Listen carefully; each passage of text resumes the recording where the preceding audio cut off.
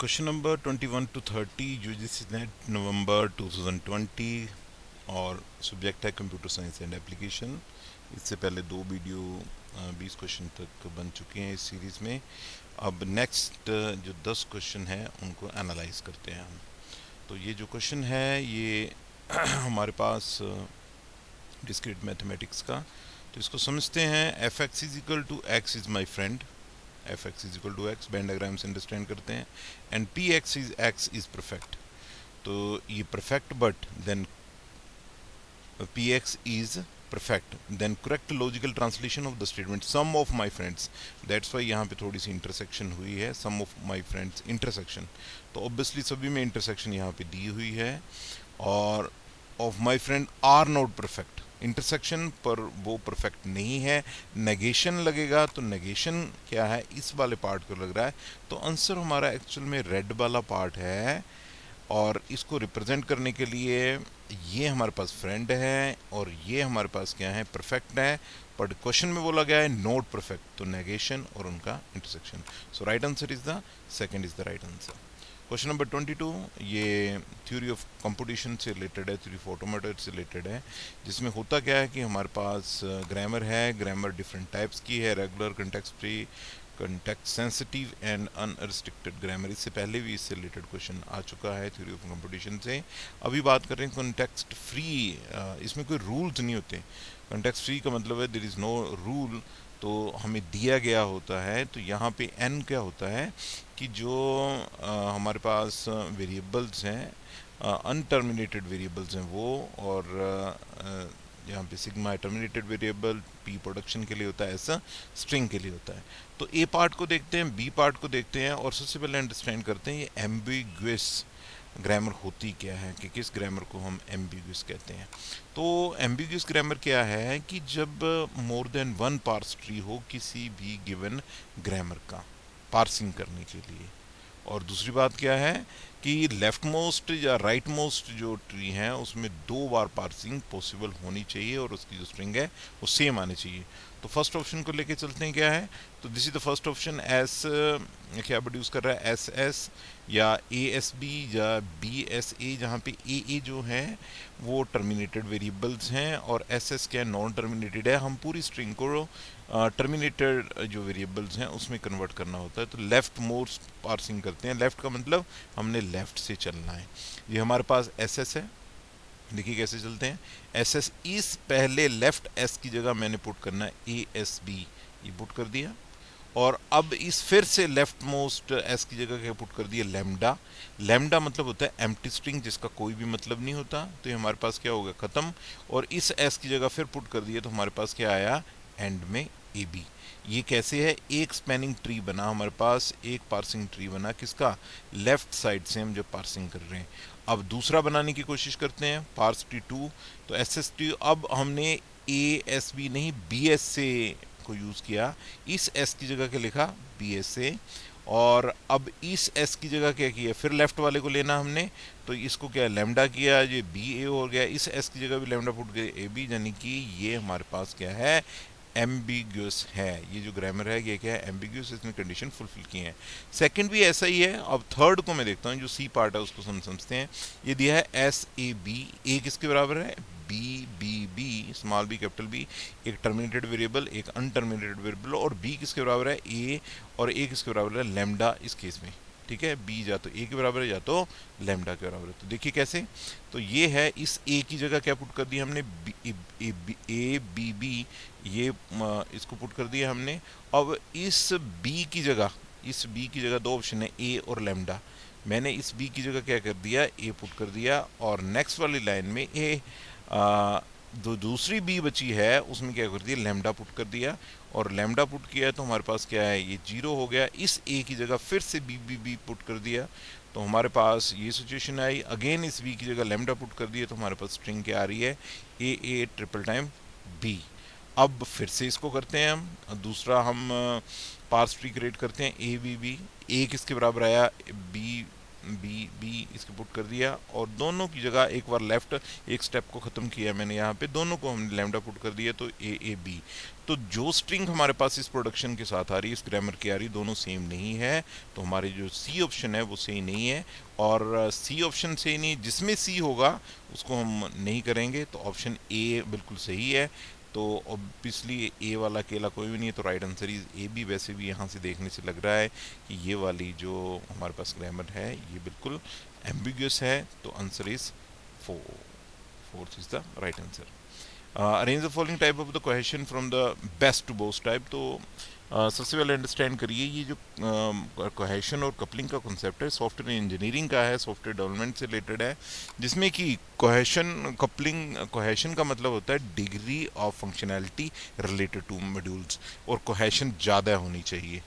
Functionality मतलब एक दूसरे मॉड्यूल पे कैसे फंक्शनली डिपेंड कर रहे हैं, और जिससे कि रिडंडेंसी एरर वगैरह कम होती है। और कपलिंग का मतलब होता है degree of inter dependability between the module, दो मॉड्यूल के बीच में इंटरमीडियलिटी। और हमारे पास कोहेशन का मतलब है फंक्शनैलिटी में एक दूसरे पे डिपेंडेंसी कैसी है, वो कितनी ज़्यादा है। तो दोनों एक दूसरे पे मॉड्यूल इतने डिपेंड नहीं करने चाहिए, वो लो होनी चाहिए, पर उसमें ज़्यादा है। पर क्या ऑर्डर है उसके लिए अब यहाँ से देखिए क्या है, ये है ऑर्डर, ये है टाइप ऑफ हमारे पास कोहेशन, जिसमें कि बेस्ट फंक्शनल है, सिक्वेंशियल है, कम्युनिकेशनल है, प्रोसीजरल है, टेम्पोरल, लॉजिकल, और सबसे क्या है कॉन्सिडेंटल हमारे पास क्या है कोहेशन है। तो इसमें केस में देखिए सबसे पहले क्या है फंक्शनल दिया ही नहीं है। सिक्वेंशियल यस, बी से स्टार्ट करते हैं, तो दो ऑप्शन आई बी के स्टार्ट करने के लिए। और उसके बाद हमारे पास क्या है कम्युनिकेशनल, क्वेश्चन सी, अब सी आया तो ऑब्वियसली इसके बाद करने की ज़रूरत नहीं है, बी के बाद सी है, सी और भी नेक्स्ट ऑप्शन नहीं है, तो fourth is the right answer.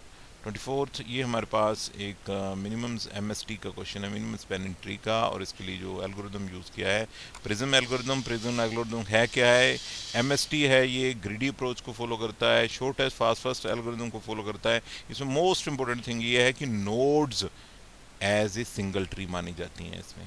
तो स्पैन करना शुरू करते हैं, ट्रेवर्स करना शुरू करते हैं, ए सी चलना है जैसे बताया गया है, तो ए से चले तो कहाँ पे चलेगी बी पर। बी में देखिए बड़ा कौन सा है, यहाँ पे 4 और 8 में छोटा कौन सा था 4, तो बी पे चलेगी। बी में 8 और 11 में छोटा कौन सा है ये। अब सी में अब मूव करना है अपने डी की तरफ, आई की तरफ, एफ की तरफ, तो हम छोटा कौन सा 2, तो हम किसके तरफ आई की तरफ आए। और उसके बाद यदि मैंने एच पे जाना है तो हमारे पास कितने रूट बन रहे हैं इसको देखने वाली बात है। यहाँ से आएंगे तो 4 2 1, तो कितने हुए 4 2 6 1 7, यहाँ पे 9 हो रहे हैं, हमें रूट को बदलना है। सी से कहाँ पे आना है एफ पे, और एफ से ओबियसली किस पे जाना है जी पे, जी से एच पे, और वापस सी पे थे हम, तो सी यहाँ 14 है, यहाँ 7 है, तो बेटर वे के 7 पे और 9 पे। अब इन चीज़ को आप यदि देखोगे तो you will get the answer, right answer is the third is the right answer. Question number 25 ये कॉस्ट को निकालने के पॉइंट ऑफ व्यू से बड़ा इजी ही क्वेश्चन है इसमें, बट इसमें थोड़ा एल्जेब्रिक सिचुएशन भी दी है। दो लैंग्वेजेस हैं जिसमें कि लाइन ऑफ कोड दिया गया है, तो कैसे कैलकुलेट करते हैं। मान लेते हैं कि x is the number of line of code for language L1, पर दूसरी कंडीशन यहाँ पे देखिए 3 गुना है, एक लाइन L1 लैंग्वेज में x मान लेते हैं, और यहाँ पे दिया गया है develop choice two languages L1 developed a software for their clients required develop the application element in L2 thrice of LOC in language L1, तो 3 गुना है ये। टोटल कॉस्ट क्या आएगी, डेवलपमेंट की कॉस्ट एक बार जो कॉस्ट आ जाती है उसके बाद उसको मेंटेन करने की कॉस्ट होती है, वो कितने हैं कई सालों के लिए, यहाँ पे 10 सालों के लिए दी गई है। तो बड़ी सिंपल सी बात है, LOC divided by man years calculate कर यदि करने हमने, तो हमारे पास क्या है, तो लाइन ऑफ कोड कितना है डिवाइड बाई 1000 कर देते हैं हम, और मल्टीप्लाई यहाँ पे दिया गया है 70,000, और उसके बाद हमारे पास 10 इंटू 1 लाख क्या है कॉस्ट ऑफ मेंटेनेंस, ये 3 टाइम है, दोनों बराबर हैं। यहाँ पे बताया गया है कि दोनों लैंग्वेज में मस्ट बी द सेम, तो यदि सेम है दोनों को बराबर किया है। बेसिक मैथमेटिकल इक्वेशन है, इसको सॉल्व करते हैं। ये 1000 और इससे कट के 70, ये 10 लाख ऐसे ही, ये 3 और 9 3 हमारे पास कट गए, तो हमारे पास कितना आया ये वैल्यू कितनी आई 270x, और ये क्या है 4 लाख। अब इसको सॉल्व करते हैं तो 270 में से 70 के 200 और एक साइड आ गया, ये answer is the 3000। So next match the following. अब अंडरस्टैंड करिए कि हमारे पास दो मेथड होते हैं, एक ब्रेड्थ फर्स्ट, एक डेप्थ फर्स्ट। उनका जो बेस्ट होता है वो होता है बेस्ट फर्स्ट, और उसमें भी फर्दर क्या होता है, ग्रीडी सर्च। तो ये जो आर्टिफिशियल इंटेलिजेंस का एक सर्च के एल्गोरिदम्स हैं, और ये इन्फॉर्म्ड सर्च से रिलेटेड है। इन्फॉर्म्ड सर्च एल्गोरिदम वो होते हैं जिसमें ह्यूरिस्टिक सर्च को यूज़ किया जाता है। ह्यूरिस्टिक सर्च जो होती है वो लार्ज स्पेस के लिए यूज़ होती है, और इंटेलिजेंट सर्च होती है। ह्यूरिस्टिक का मतलब जब हम सर्च कर रहे हैं तो उसकी नॉलेज को भी हम सर्चिंग में यूज़ करते हैं। ऐसे नहीं कि स्टैटिक वन वे से गए और ये डायनेमिकली करती है। तो फर्दर उसी की टाइप्स हैं। तो ग्रीडी फर्स्ट सर्च जो है वो इनकम्प्लीट होती है जब हमारे पास क्या है,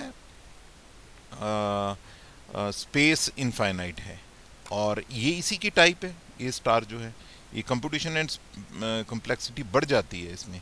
और रिकर्सिव फर्स्ट क्या है, इसमें कि डेप्थ को ऑर्डर ऑफ डेप्थ को लिया जाता है, इसमें स्पेस कम्प्लेक्सिटी को फॉलो किया जाता है। और एस एम ए जो है, this is A simplified memory bounded, ये शॉर्टेस्ट पाथ एल्गोरिदम पे बेस्ड होती है, और बेस्ड ऑन ए स्टार ही होती है ये एस एम, स्पेसिफाइड मेमोरी। तो एक ही बच्चा है optimal, if the optimal solution is reachable, otherwise return to the best reachable optimal solution. So जो राइट आंसर है इन कॉम्बिनेशन से वो क्लियर है, that is the A is the right answer. Question number 27, ये दो तरह की shading है, एक फोंग और एक ग्राउड गोड शेडिंग। ये दोनों ही डेवलपर हैं इसके, उनके नाम से ये शेडिंग है, 3D में आती है। तो सबसे पहले अंडरस्टैंड करना चाहिए, वैसे जो ग्राउड शेडिंग है वो पहले आई थी, फोंग शेडिंग जो बाद में आई थी। और ये देखिए गया है, this is a Gouraud shading, this is a, और ये स्मूथनिंग को करती है, ये शाइनिंग को करती है। उसी के पॉइंट ऑफ व्यू से क्या है कि जो हमारे पास ये शेडिंग है उसमें जो इम्पोर्टेंट चीज़ है कि जो कंप्यूटेशन जो है वो फोंग में ज़्यादा होती है, ना कि ग्रोडिंग में। तो फर्स्ट स्टेटमेंट ही गलत हो जाती है, इसके लिए बी और सी क्या है, राइट आंसर है हमारे पास। जहाँ भी ए नहीं है वो राइट आंसर है। इस क्वेश्चन को ऐसे है, जहाँ भी ए नहीं है, क्योंकि ये उल्टा है, फोंग की जो कंपटीशन ज़्यादा होती है और ग्रोड की क्या होती है, कम होती है। Question number 28, which of the following cloud, cloud से रिलेटेड है।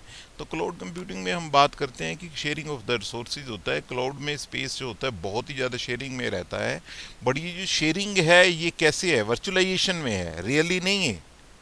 तो virtualization is the concept which is related to the pooling and sharing of the. Pooling का मतलब जैसे आप डे टू डे लाइफ में कार पूलिंग की बात करते हैं। एक कार के लिए कोरोना पीरियड में ऐसा हुआ था कि जहाँ दिल्ली में ऐसा हुआ था कि पोल्यूशन बढ़ गया, तो कार को पूल कर रहे हैं, पूल एक ही कार में अलग अलग पर्सन जा रहे हैं, तो रिसोर्स एक है और अलग अलग प्रोसेसेस उसको यूज़ कर रही हैं उसके पॉइंट ऑफ व्यू से। वैसे ही क्लाउड कंप्यूटिंग में इतना ज़्यादा डेली का डाटा शेयर होता है, तो वहाँ पर ये जो पूलिंग है वो होती है शेयरिंग, मतलब कि जो रिसोर्सेज है उसको हम शेयर कर रहे हैं। तो virtualization is required, so C is the right answer. Question number 29, यहाँ पे टॉपिकल सॉर्ट ऑफ डैग, तो ये डायरेक्टेड ए साइक्लिक ग्राफ है। साइक्लिक ए साइक्लिक ग्राफ का मतलब ये होता है कि जो कंप्लीट होता है उसको साइक्लिक कहते हैं, जो कंप्लीट नहीं होता ए साइक्लिक कहते हैं। इसकी ऑर्डर ऑफ कम्प्लेक्सिटी की बात करें तो इसका ऑर्डर, इसका वर्टिसेस प्लस एजिस, इसका ये रहता है कितनी वर्टिसेस है कितनी एजिस है। कोर्स्कल एमएसटी मिनिमम स्पैनिंग ट्री के से रिलेटेड है, इसका ऑर्डर ये रहता है, और उसका बेलफोर्ड का ये है। तो लास्ट जो बचा दैट इज ए ये रहता है बर्डसीज से रिलेटेड ये। लास्ट क्वेश्चन है अब, तो राइट आंसर क्या है, फोर्थ है। Last question, which among the following statement is true, true कौन सी है। तो हैश फंक्शनिंग की बात हो रही है, तो हैश फंक्शन होता क्या है उस चीज़ को समझते हैं। Hash function is a function that takes a set of input of any arbitrary size and fits them into the table or data structure that contain fixed size। तो इसमें ए वाले पार्ट में देखिए कि उसमें क्या है, मैसेज क्या है, आर्बिट्री लेंथ का है और जनरेट करता है फिक्स लेंथ, बिल्कुल सही है। दूसरा hash function take message of fix length, ये उल्टा हो गया, तो बी नहीं है, तो इसमें बी नहीं है। तो hash function gives hash value distinct message, बिल्कुल ठीक है। तो हमारे पास ए और सी क्या है, राइट आंसर है। Thank you. This is the third video regarding the UGC NET to November 2020. Let's see in the next video the remaining 70 questions. Thank you.